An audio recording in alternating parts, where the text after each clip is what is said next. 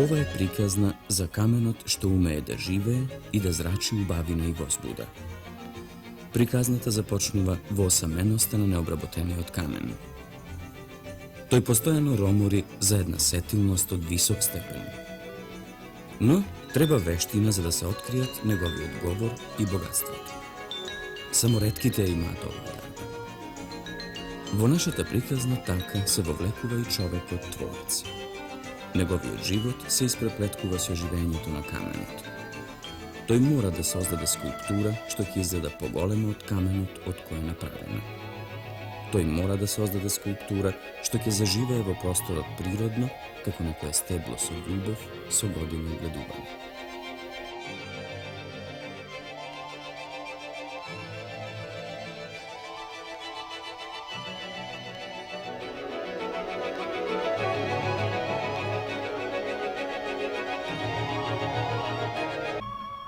Мене ми се чини дека ова е најубава врба во Скопје.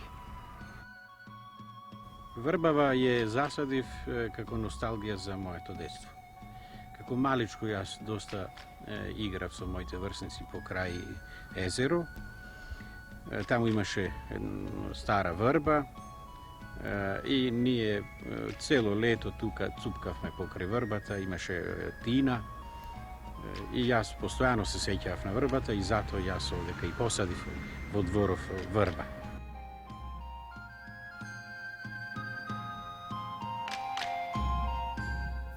Има ли и скулптурата детство? Хартијата е тука за да го регистрира раѓањето на идејата. Токму како што нашата камера го следи целиот тој процес во континуитет од неколку години. Само со идејата разработена на хартија, скулптурата може да расте. Скулпторот мора да тргне од цртежот кој е прв запис, не непосреден израз на доживеаното. Интима. Нешто сосема лично.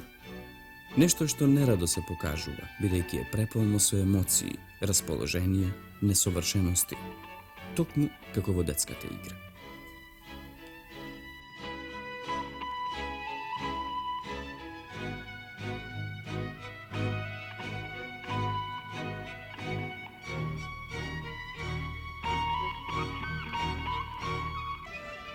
Јас како малечко постојано одев во работилницата на вујко ми, кој што беше ганчар.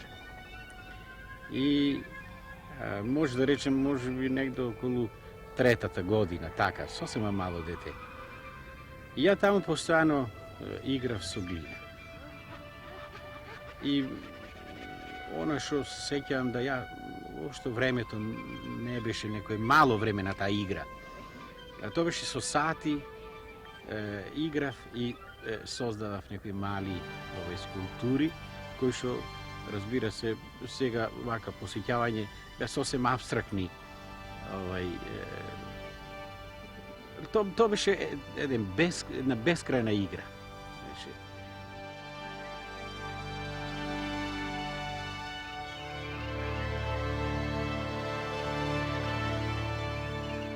Скулптурата е драма. Постојан надпревар меѓу рацете и умот. Што се мора да помине низ свеста на уметникот за ликовното доживување да се спушти до раката? Може ли во оваа безгласна дискусија да дојде и до судири? Може ли раката да посака да се осамостои, да почне сама да изнаоѓа решение? Може ли секој потег на раката да се претвори во ритуален гест?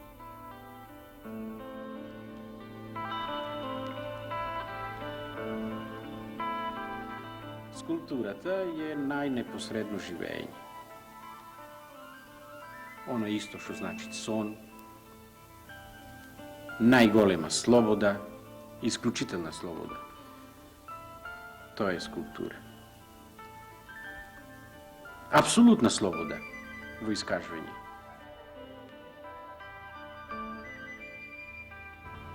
Слободен уметник сум од дипломирањето. Тоа е 55-та година и до сега, до денеска.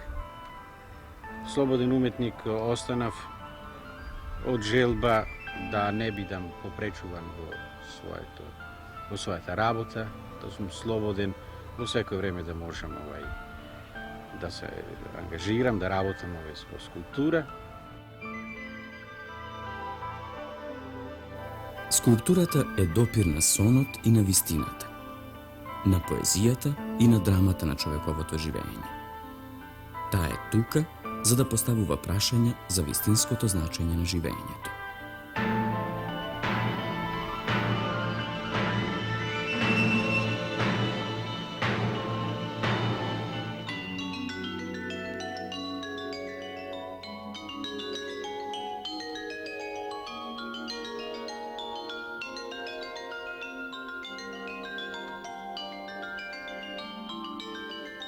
Па јас сум борец и сакам вечно да останам борец.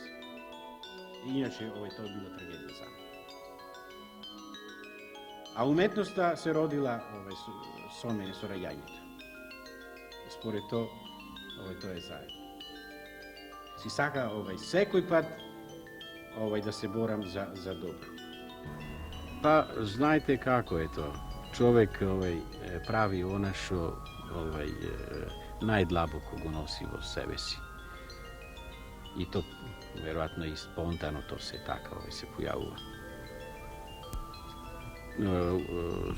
Времето на народно-ослободителната борба, тоа го доживевше не само како мисла, него акција, лична акција, лично моје учество. Тоа беше, од 42 година. Во Струга, без работа. Бевме скоро така цела генерација, а и прилично така сиромашни дечиња бевме, заработувачка нигде никаква. И тога се организира од страна на Комунистичка партија на Македонија за Струга сопирање да се одзема житото од селаните и да се носи во Албанија или во Италија. Тоа беше 42 година. Така, таа група наша, веднаш се најдовме околу тие манифестанти и протестиравме, житото не го дававме, си минавме од камион жито и така. Тоа беше некако за мене интересно доживување, прв пат среќавање со некој протест, со некоја манифестација, која што за мене беше толку блиска духовно. Ми се чинеше дека јас се најдов во некој нов мој елемент.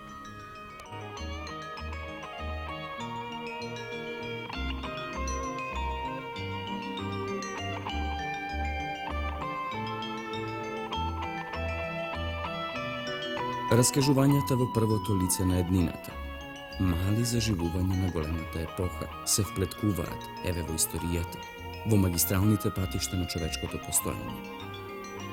Патишта што на ова наше парче земја водеа од трагедија до надеж, до борба и победа.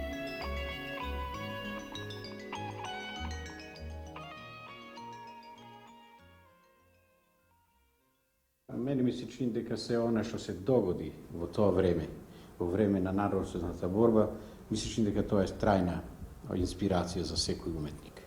И тоа верам дека многу генерации ќе поминат кои што ќе користат таа тема. Нашто самиот факт дека, ето видите, ние живееме во слободна Македонија, а тоа е веќе огромна работа. Според тоа, ние имаме завршна фаза на вековно тежнение за слобода. Тоа е тема на големи борби, со векови борби и тема, разбира се, сега на слобода. И не би требало да се збори дали likovno, skulpturalno, figurativno, da se oblikува ta tema, ili nekakva zgrada, па наменета на нови и така. Не сега да решам ја дека тоа треба да биде реализам некој, или натурализам, или академизам некој и така, или абстракција. Разбира се, абстракција во Македонија, абстракција и споменик на ново. Тоа е воопшто не спои работа. И било каков покушај да се направи, тоа е пропадување. Или злоупотреба на доверието на инвеститорот. Некој автор да се намени па да прави абстракција на тема на ново. Нашата историја не е абстракција. Нашата историја е конкретно учество на народов и поединец и група уопште во борба за ослободување.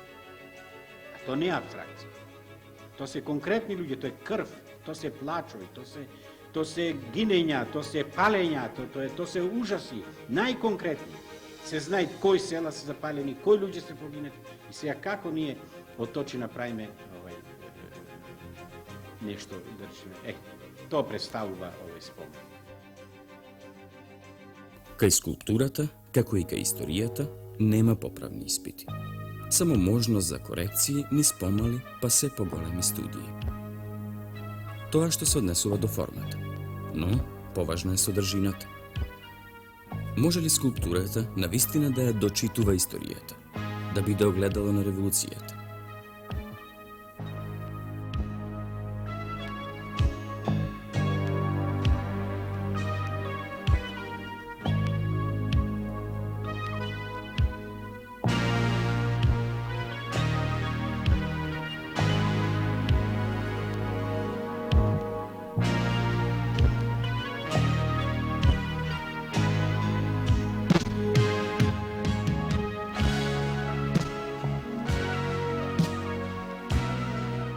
По дипломирањето јас добив задаток од ДЕБАР, тоа беше 57 година беше да изработам проект за споменик на народно-ослободителната борба, ослободувањето, а со посебен акцент за братство и единството на народот од Дебарско.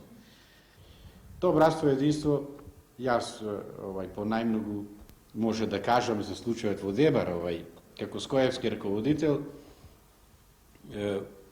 ние во скоевските групи во Дебар сме имале како албанци, така и македонци. Тие беа нашто после, откако активите кои што беа поврзани со Цекана Албанија, со моето идење тие се префрлија во скоевски групи се формира и сите тие што беа во активи беа приклучени во скоевски групи. Така што во тие активи се живееше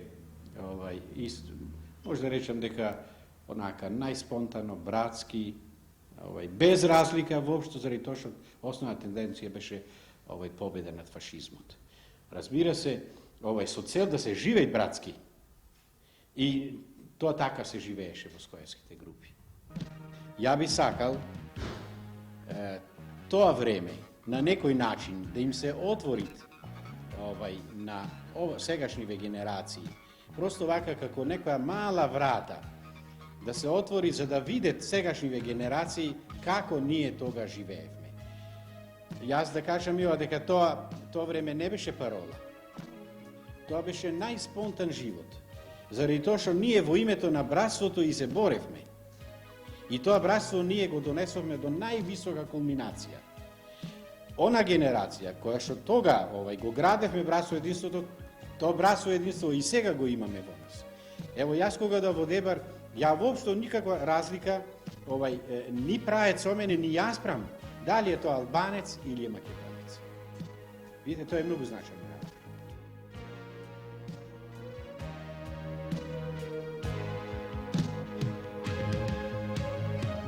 Заборавен меѓу молчањето на каменот и камерата, скулпторот личи на осамен човек. Зборовите како да го прогонуваат, вршат атак врз неговото сетило на слух. Впрочем, Ovde na vistina ne se potrebni zborovi za da se isprati porak.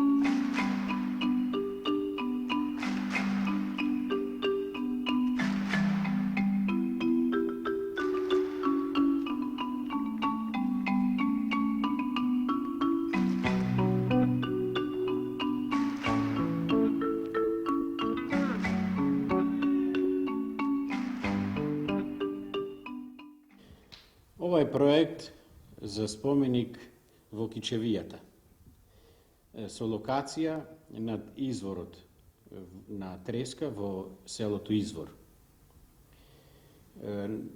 До локацијата на овој споменик постои една црква која што е споменик на Илинденското востание. Многу значаен споменик е за тоа време, заради тоа што познато е историски дека Копачка вечно се борела за слобода. И секој пат во минатото е била палена, горена и убивани луѓе. За време на Илинденското востание Копачка била цела за востанието, потем во народно-ослободителната борба. Сите села без исклучок, целиот народ е бил за народно-ослободителна борба. И исто така е познато дека фашистите имаат запалено не едно село, но неколку села се палени и мачен народ и убиван.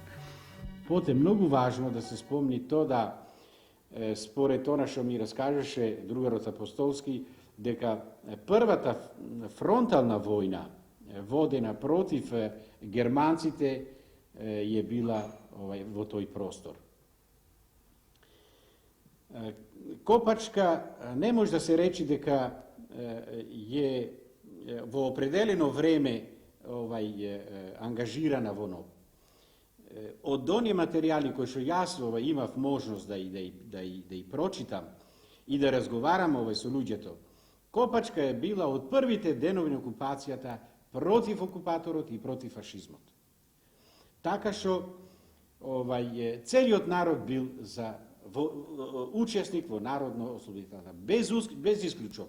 Било да е то маж, жена или деца. Се доgodиле случај да некој одред некаде во Македонија во борби разбиен, тие сите се враќале во Копачијата и повторно се формирале.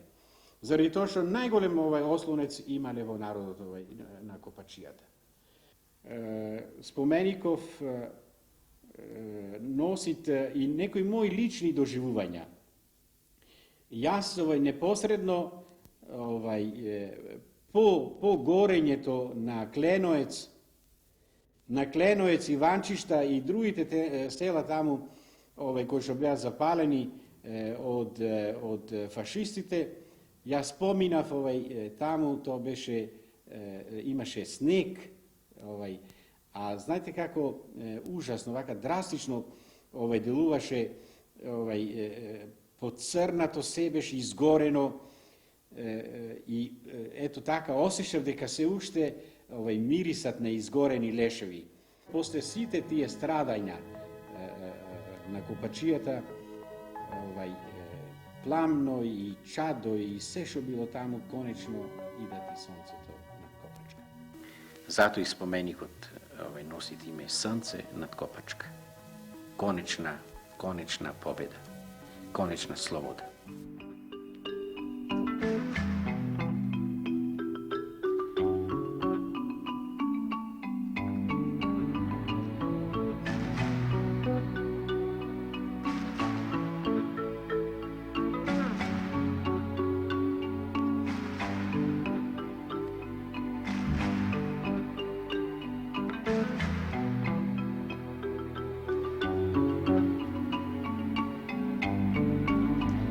Ако се зборува на вистински начин за минатото, тогаш секое нурнување во минатото се претвора всушност во пробив во иднината.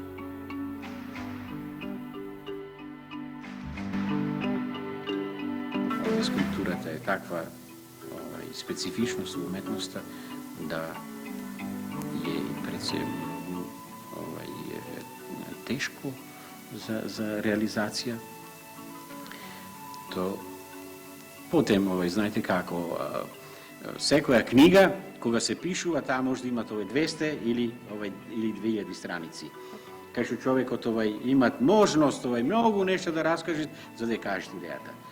А скулптурата е синтетична и во една маса, да речеме од 25 на 25, така како маса да речам, потребно е да се пренеси цела една идеја и таја да зборит исто онака како што зборит можда еден роман од 1000 страници.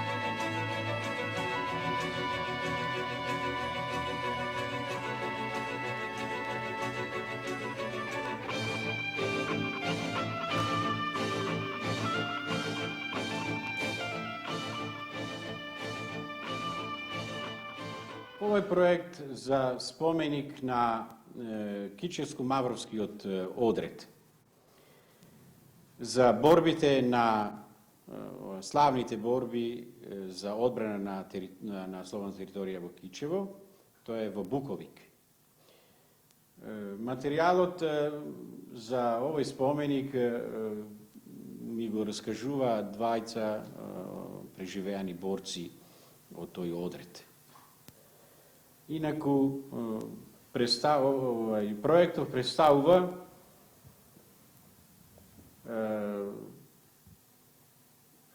колку што биле погинати борци, толку се елементи составени. Тоа е заправо како китка, која што и обединува релјеф кој што раскажува за тие борби. Значи, негде околу 36 или 38, точно не се знае колку борци се погинати од тој одред. И, ево, тоа е, меѓутоа, споменикот не е, локација на споменикот не е во Буковик, ами во Мидинци, заради тоа што тоа покрај самиот автопат, имат идеална позиција, многу добра позадина, имат дабова шума е и затоа е дислоциран од Буковик во Мидинци. Приказната ли тоа автентична пораката? Да, пораката е апсолутно произлегува од историските вистини, од историските факти таму што се догодиле. Тој е цел одред скоро погина таму и не дозволиле никако фашистите да влезет во Кичево.